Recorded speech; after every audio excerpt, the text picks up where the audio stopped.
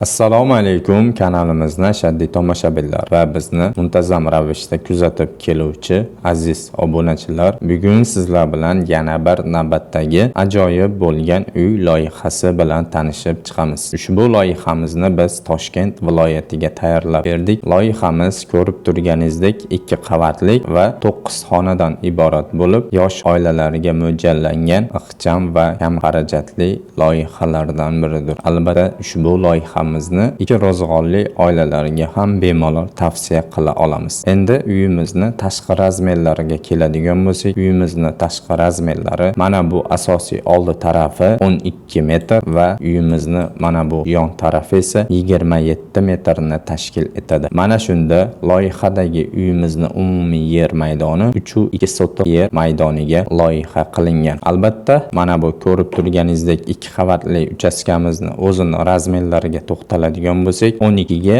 va mana bu taraf ham 12. Umumiy hisobda 2 qavatli uchastkamizni egallab turgan yer maydoni 144 kvadratni tashkil etadi. Endi loyihadagi uyimizni fundament razmerlariga o'tamiz. Endi loyihadagi uyimizni asosiy 2 qavatli bo'lgan uyimizni ostidagi fundament razmerlariga to'xtaladigan bo'lsak, fundament razmerlari balandligi 45 sm.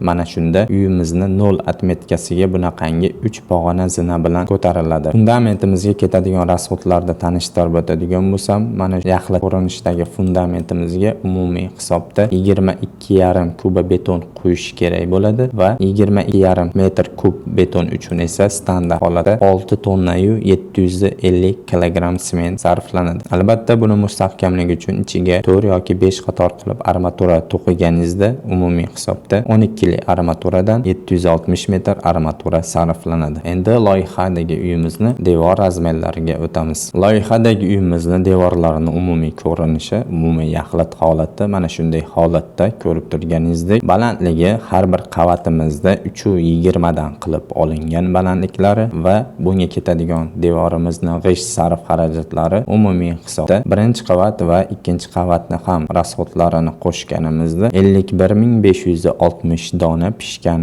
yokida xom g'isht sarflanadi. Mana shu ko'rib turganingizdek asosiy bo'lgan 2 qavatli uchastkamizga. Endi loyihadagi uyimizni xonalar joylashuvini ko'rib chiqamiz. Endi loyihadagi uyimizni xonalar joylashuvini mana shu kamera orqali yurib tanishtirib o'tamiz. Dastavval hovli qismi bilan qisqacha tanishtirib o'tadigan bo'lsak, ko'rib turganingizdek bu yer uzungina ayvon hisoblanadi. Ayvonimiz dorozaxonaga ulashib ketgan. Kirganimizda chap qo'l tarafda asosiy bo'lgan 2 qavatli uchastkamiz joylashgan va chap qo'l tarafda bunaqangi terrasa qismlari va yashil maydonlari. O'ng qo'l tarafda oxirida ham bunaqangi keng kattagina yashil zonalari qoldirib ketilgan. Bu tarafda yozgi oshxonalar, mehmonlar uchun hojatxonamiz. Umumiy uchastkamizning ko'rinishlari, tashqi ko'rinishi, hovli qismi bunaqangi holatda ko'rib turganingizdek juda bir chiroyli holatda qilingan. Endi asosiy bo'lgan 2 qavatli uyimizga mana bu eshik orqali kiriladi. Bu eshigimizga esa bunaqangi zinalar orqali 3 pog'ona zina bilan ko'tariladi. Kirganimizda bizni bunaqangi kichkinagina tamburchamiz bor. Tamburning vazifasini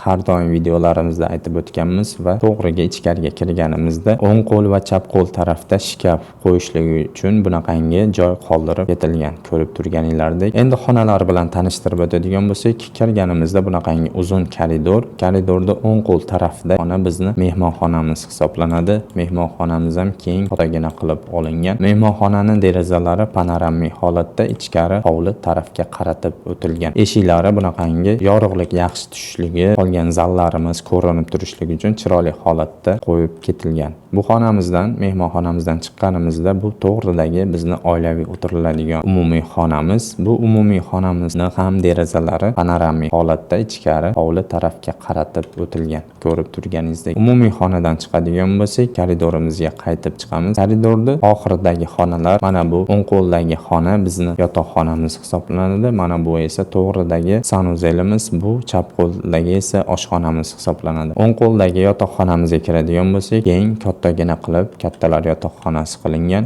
Bu kattalar yotoqxonasini derazalari panoramik holatda orqa hovli tarafga qaratib o'tilgan. Endi bu xonamizdan chiqadigan bo'lsak, o'ng qo'ldagi, ya'ni to'g'ridagi koridorimiz to'g'ridagi mana bu xona bizda umumiy birinchi qavat uchun yuvinish xonalari hisobida qoldirib ketilgan. Endi bu xonadan qaytib chiqib, mana bu oshxonamizga kiramiz. Oshxonamiz xonamiz ham keng, kattagina, derazalari panoramik holatda orqa hovli tarafga qaratib o'tilgan. Va yana shuni aytib o'tamizki, mana bu oshxonamizni derazasini o'rtasida eshiklari bo'ladi. Eshik orqali orqa hovli tarafga ham o'tishligi mumkin. Faqatgina bu oshxonamiz orqali orqa hovli tarafga o'tiladi. Bu tarafga ham angallarni qo'yib, shashliklar pishirib o'tirsa, oilaviy o'tirsa ham bo'laveradi. Endi bu oshxonamizdan qaytib chiqadigan bo'lsak, koridorimizni mana bu o'rta qismida ikkinchi qavatga ko'tariladigan zinamiz qoldirilgan. Yana bir narsani aytib o'tmoqchimanki, juda ko'p loyihalarda mana bu o'ng qo'lda yokida chap qo'lda asosiy birinchi tarafga oshxonalarini joylaydi. Biz albatta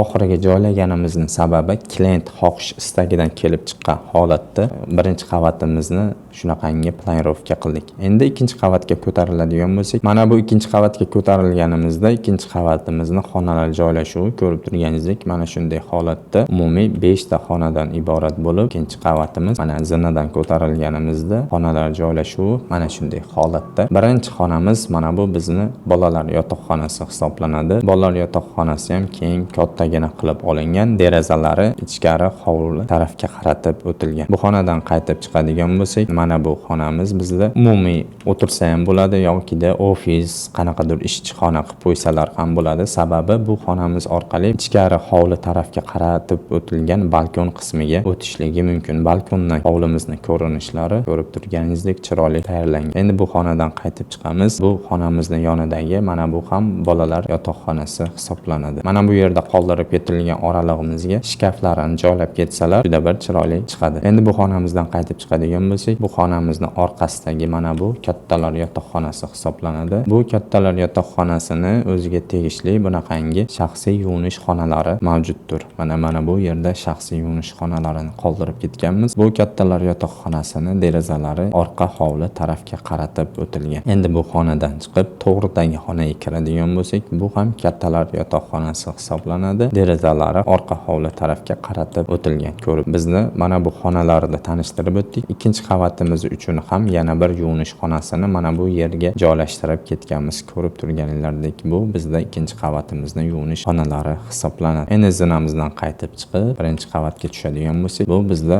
oldi ichkari hovli qismlari ko'rinishlari juda bir chiroyli holatda ko'rib turganingizdek. Loyihadagi uchastkamizni tom qismlari juda bir kam xarajatli holatda tayyorlangan. Ko'rib turganingizdek, bir skatli qilib pastdan qaraganda umuman tom ko'rinmaydi, juda bir chiroyli holatda bo'ladi. Umuman olganda loyihadagi uyimizni xonalar joylashuvi, rasxodlari mana shunday holatda tanishtirib o'tganimizdek, siz va yaqinlaringizga arxitektura va dizayn xizmatlari kerak bo'ladigan bo'lsa, albatta pastdagi nomerlarga aloqaga chiqishingiz mumkin. Imkon qadar sodda va tushunarli tushuntirishga harakat qildim. Rahmat hammaga, sog' bo'linglar, salomat bo'linglar.